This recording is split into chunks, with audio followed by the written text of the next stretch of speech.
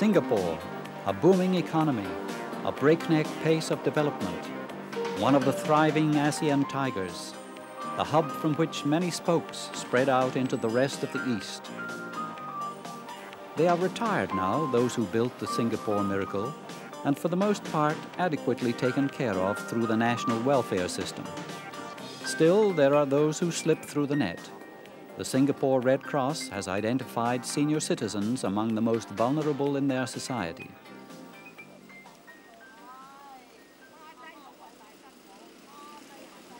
Volunteers visit senior citizens on a regular basis to distribute rations, provide counseling, and carry out any medical checkups that might be necessary. If required, further treatment is recommended and followed up on. The Singapore Red Cross also assists persons with disabilities. Help from the National Society enables these citizens to lead economically productive and independent lives.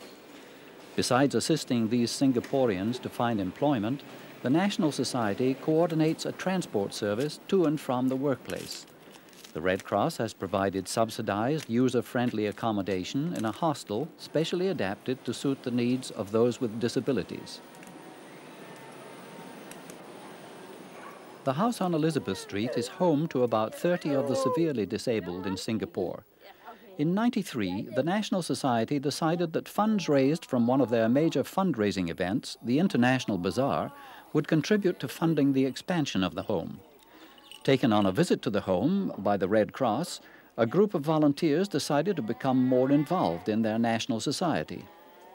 There's so many things we would like to do, but we just can't because we do not have that medical expertise. So we felt that besides the medical thing, I think we can do other ways, perhaps help them to raise funds. So these volunteers channeled their desire to help into everything from raising funds to the preparation of spices and pickles for the International Bazaar, a popular fundraising event held for the third time in '93 at the Thai Embassy grounds. Preparations for the bazaar, in the hectic week prior to the event, kept about 300 people very busy. Volunteers and Red Cross staff did everything from pricing articles to planning the layout of the stalls. The organizing committee coordinated all activities and served as a source of inspiration for all involved.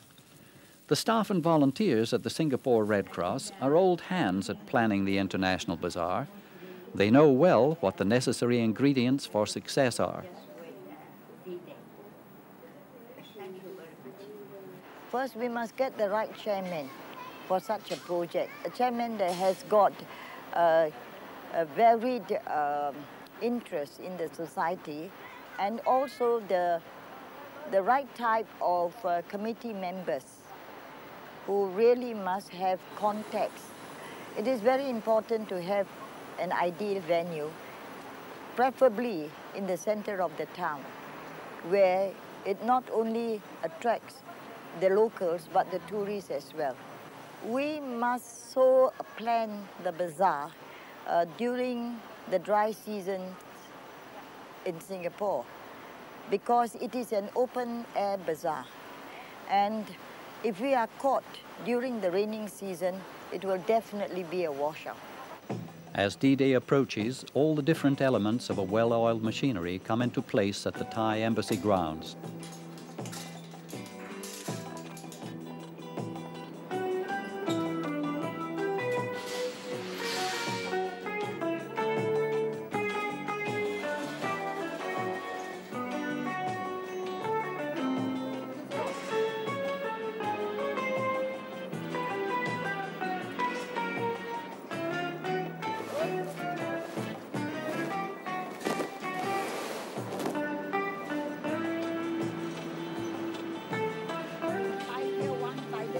The emphasis of the bazaar is on the international, with countries from all over the world being represented.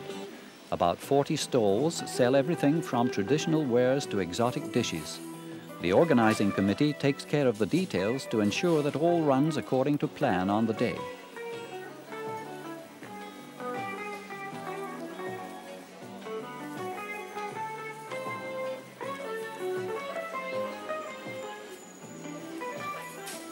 On the great day comes the arrival of the First Lady, wife of the Prime Minister of Singapore, to officially open the International Bazaar.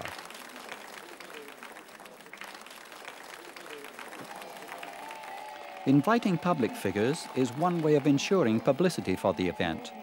The media are more likely to be present and so increase awareness. It is also a way of showing recognition for all the hard work the volunteers have put into making a success of the event.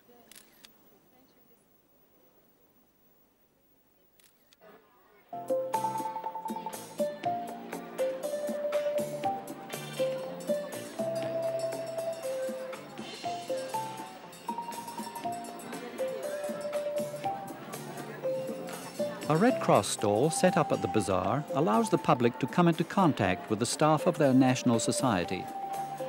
To facilitate the collection of money, the public buy coupons at a counter manned by the Red Cross.